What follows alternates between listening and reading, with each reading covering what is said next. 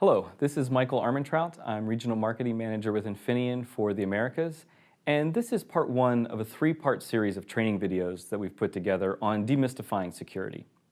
In part one, I'm going to go through the basic encryption techniques, which are the building blocks of security. And then in part two, I'll show how those building blocks are used to create features that are used in systems.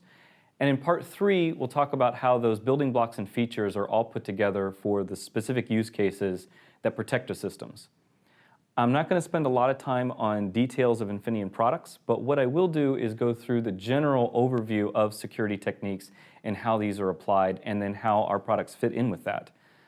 I also am going to spend most of my focus on embedded systems for IoT, but the techniques I'm talking about will apply to other use cases as well, such as our payment or GID products.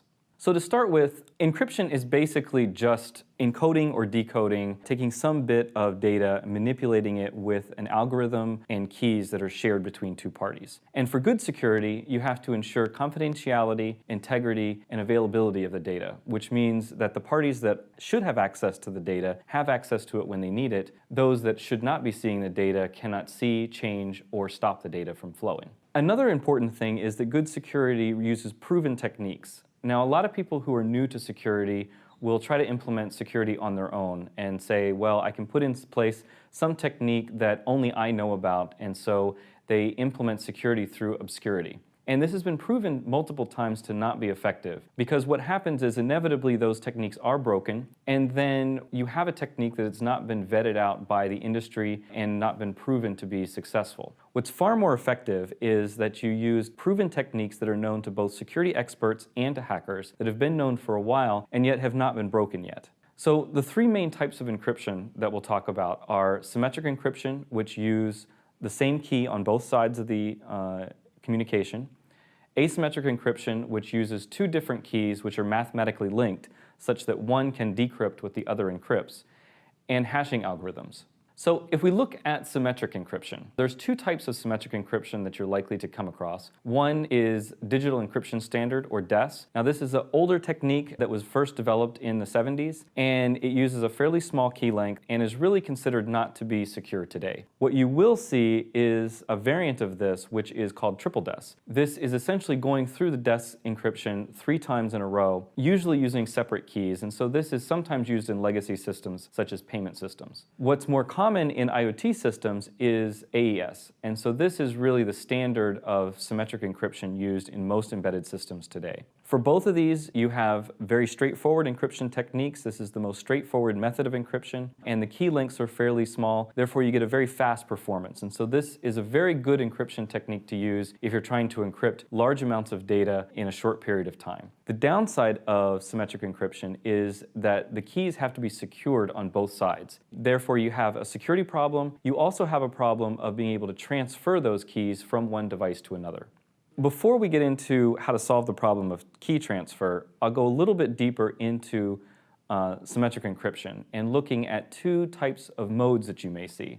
One is ECB and the other is CBC. And so this is really two techniques looking at how the encryption is done on a given data block. In ECB, each data block is encrypted independently of each other data block. However, when you do blockchaining, you're taking the output of the first data block and putting that into the input along with the information you're trying to encrypt. And that creates a chained encryption scenario that becomes much more difficult to statistically analyze over a large group of data-derived keys. The downside of blockchaining is that you have to decrypt all of the data before you're able to decrypt the last block, which means you can't just grab blocks of data and decrypt them on their own. And so it can slow down the system depending on what type of decryption you're trying to do. The solution to this is to move to something like an asymmetric encryption. In asymmetric encryption, you have a public and private key. These are two separate keys that are mathematically linked so that when the public key encrypts something, the private key is able to decrypt that information. There's two types of encryption techniques used for asymmetric. One is RSA. This is an older technique. It uses large prime number sets as a means of doing the encryption. And it's still used today, but it has a fairly large key length. What we see with this is, especially as the processing power of computers is becoming greater and the capabilities that hackers have becomes greater, the key lengths for RSA are having to increase more drastically. And so we need some method of having an asymmetric cryptography that reduces the key lengths and provides smaller key sizes. And this is why now we have elliptic curve cryptography, or ECC. So this is doing the encryption across an elliptic surface, which means that we can have key lengths of about 10% that of RSA. Both of these methods provide an increase in security over symmetric encryption, and they also then, of course, solve the problem of key exchanging because the public key can be sent fairly freely.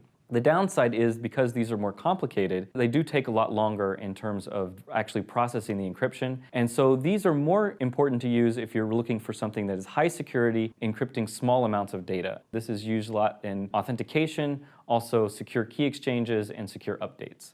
The final method I'll talk about is hashing algorithms.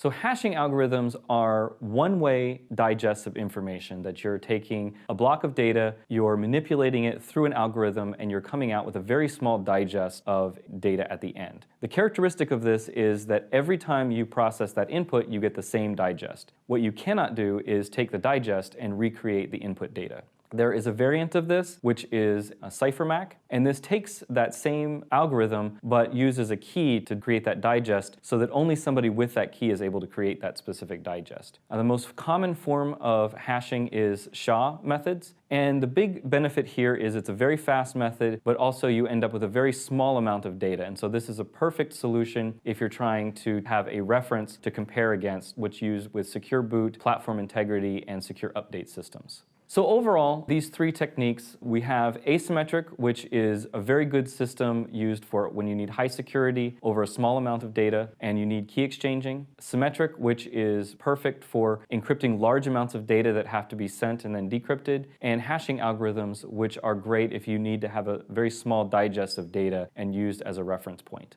In part 2, we'll go through how we're going to use these three different types of encryption techniques to create specific features that are actually used in secure systems.